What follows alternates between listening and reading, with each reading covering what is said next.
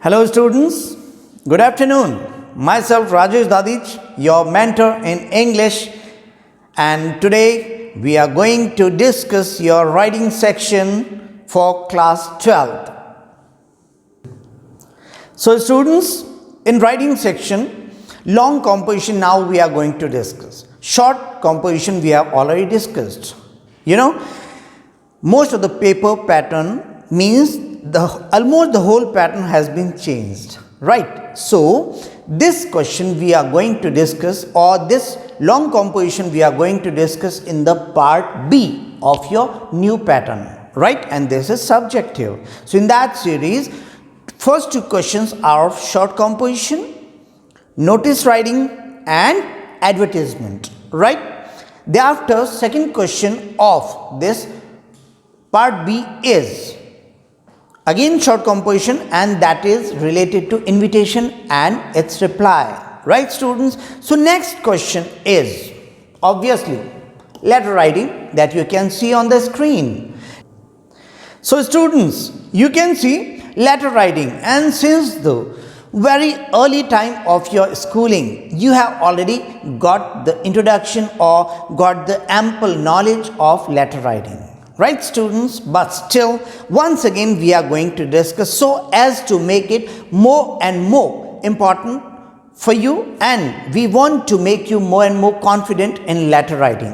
What is letter writing? Letter writing, for past so many years, since long we have had this practice of composing letters, dispatching letters, right? Before we proceed, let me tell you first the kinds of letters. Broadly, we can divide letter writing into two parts: formal letter and informal letter, right students? And formal letter, when it comes to formal letter, that is the integral part of your curriculum. Formal letter is known as official letter, right? Formal letter is known as business letter, complaint letter, or sometimes we may call it letter for job or application for job, right? So these are formal letters.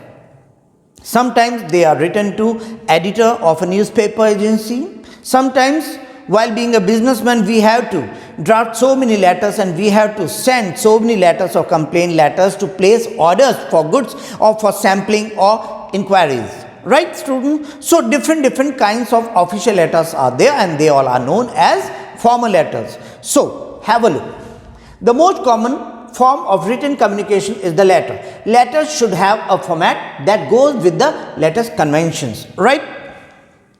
Types of letters we have already discussed.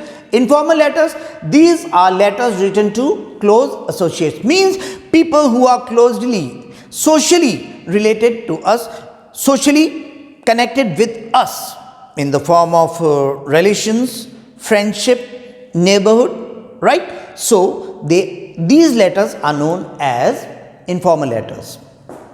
And formal letters, they are business of or official letters to make inquiries, to get registration or complain, right? We are going to complain, asking for and giving information, asking for information and giving information, placing orders and sending replies that we have already discussed, right? Letters to the editor, right students? But in letter to the editor is not responsible for any problem, or he is not going to take up any action against the problem we have shared with him, right? So be careful about that. We are not supposed to make a request to the editor to do something or to sort out our problem. He is none. He can circulate, he can share your problem in the newspaper, right, with the concerned authorities. Application for job, right student? In letters to the editor, don't ask the editor to solve the problem, and use yours truly or yours sincerely as the compliment, right students? In job application letters, curriculum means CV, biodata format, resume should be written, right? It should not be included in the body of the letter, means it should not be, means your CV should not be included inside the letter, right? Means letter for application, means application for job is quite separate, but as an enclosure attachment we have to prepare that CV. Okay, students? So, have a look at the format of letter writing. This is very easy. So, don't be serious about that. Let it be your page, right? Let it be the page of your answer copy. So, this is LHS, this is RHS. Everything, almost everything you have to, in the format, you have to write to the LHS, right, students? First of all, you have to go for sender's address. Sender's address means the person who is drafting the letter, right, students? But very important thing, generally students commit a mistake, and that is they write their own name in sender's address. Means sender's name is not at all expected here, right? So, sender's address followed by date, and date must be alphanumeric, means name of the month should never be in numerals, right, student? Suppose today is 18 June 2020, so we should not write 18/12/20, no, 18-12-2020, no, this is not acceptable, right? We have to write the name of the month in words, 18 or 18th December, 2020. This is the correct format of putting down the date, right, student? So, after sender's address, we have to leave one line space. After we have to put down the date. Then again, we have to leave one line space. Then you have to write the address of the addressee, not addresser. Addresser or senders, same. Addressee means the person who is recipient. His address, official address, complete official address along with PIN code, postal index number is supposed to be there, right, students? And be very careful. Generally students write 2. This is not at all required.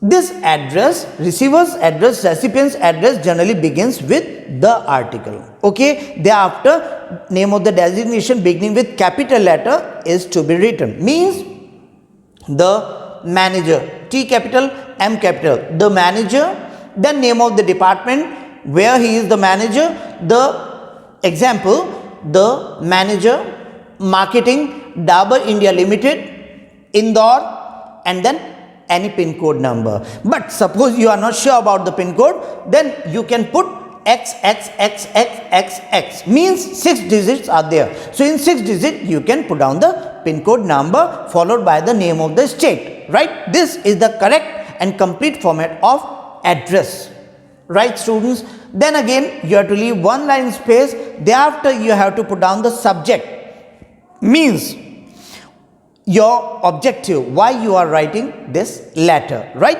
And subject is very much important, students, because sometimes so happens that the reader, means the receiver, actual receiver does not have ample time to go through the content of the letter. He has not much time. So, what he does, he does have a closer look at the subject, and which is not written in the form of a sentence, but in the form of a phrase, right, students? Thereafter, again one line space, then salutation is supposed to be there. What is salutation, student? Salutation means dear sir, respected sir, ma'am, respected ma'am, in this way, right, students? So, sometimes sir, sometimes dear sir. And thereafter, we have to mention no comma, means generally students put down the comma. This is not at all required, okay, students? Then, sir, madam, or respected sir, respected madam. This subject, sometimes this is to be written here after salutation, and sometimes it precedes here. So, please don't get confused, right? Subject should be in phrase, not in the form of a sentence, right, students? Thereafter, main body means main text, to be divided into minimum 3 paragraphs in the case of formal letters, right, students? The first paragraph signifies introduction, means this subject introduction you have to give in the first letter, why you are writing this letter, followed by the second paragraph in which you have to explain in detail. In detail, you have to explain this subject with your problem, with your query, with your requirement, whatever is there, that you have to mention with detail and data, okay? And thereafter, in the end, you have to mention the third paragraph, which means you are giving your suggestions you are giving your decisions or you are coming to a conclusion, right? Official conclusion you are coming to, that you have to mention in para number 3. You can see here. Beginning means introductory para, content main para means second para that has the problem in detail or the discussion or the matter in detail, and this is conclusion means concluding para number 3. Okay students, followed by a short phrase for greetings means thanks, thanking you, thanks with anticipation, or thanks with regards, or only regards. It all depends, means it varies from situation to situation, right students? And thereafter in the end we have to write subscription, right students? It will be written here, but we have explained it here. You don't have to write to the RHS, be careful about it. Subscription means ending, right? And this is also very important. Whatever the first word is there, that should begin with capital letter. Mind it. Y should not be small, yours must be there in capital letter, Y should be there, and no apostrophe comma is required. Most of the students write Y-O-U-R apostrophe S. This is not at all required. So yours, and second word always begins with small letter, and sometimes students feel like writing sincerely yours. In that case, sincerely S will be capital and yours second word, so Y will be small. But you should confine to yours sincerely or yours truly. And in the spelling of truly, this is important. What is the spelling of true? T-R-U-E. And if we are going to add L-Y, most of the students write T-R-U-E-L-Y. This is incorrect, right students? When you are going to add L-Y, just remove E, so it will become T-R-U-L-Y. Okay, followed by the name of the sender, means sender's name is to be written here, means after your sincerely or truly, in the next line below it you have to write your name, right? Sender's name, what I told you in the beginning, sender's address was there, only address was there, right? Address for correspondence, and name was not expected over there, but name is supposed to be here, right? Clearly you have to mention your full name, not in short.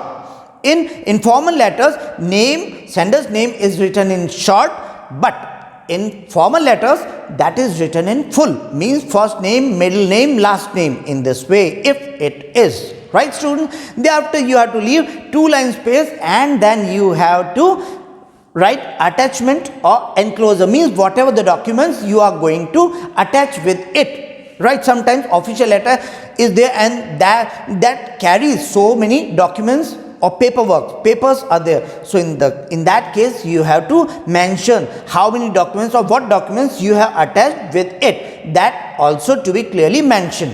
Okay student, so in this way you have to draft this letter, right? And through this example you can see it. Suppose letter of application for job, for example only, right? So you can see personal information. The application for a job may be written with or without a biodata. It all depends. In case it is written without a biodata, the main body of the letter should contain the following information. Suppose you are not going to attach the biodata or resume. In that case, a little bit detail of means your particular short particulars you have to mention inside the letter. Your personal information, age, health, sex means gender, right? Educational or professional qualifications, experience if any, and suitability for the job. Why do you think that you are properly suitable to that job, right students? The format is the same as that of an official letter that we have already discussed. Okay, so you can see here biodata, and this is the format. Just have a look.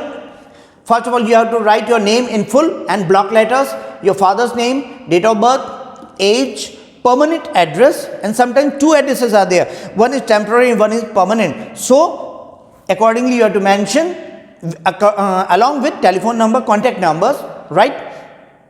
Your academic qualifications, educational qualifications, right? Academics and non-academics, your strength, secondary, tertiary means any additional qualification if you have got, then technical or professional degree, whatever you have acquired, right students? Then any other experience, name of institution, you have to give the details where you got this experience, name of the organization, time period, right? Present employment, where you are currently in job, if any, organization, your position or profile, salary, what salary you are drawing at present, at the moment, and what is your expectation, right? Expected salary also. Thereafter you have to give your references, any 1, 2 or 3 according to requirement. You have to give the reference of the people who know you. This is not important whom you know, no. So the people who know you personally, their details with name, designation, official address, contact number, that you have to mention, right students? Then testimonials from means, some testimonials means feedback about you, official feedback about you, right? Experience certificate or like that.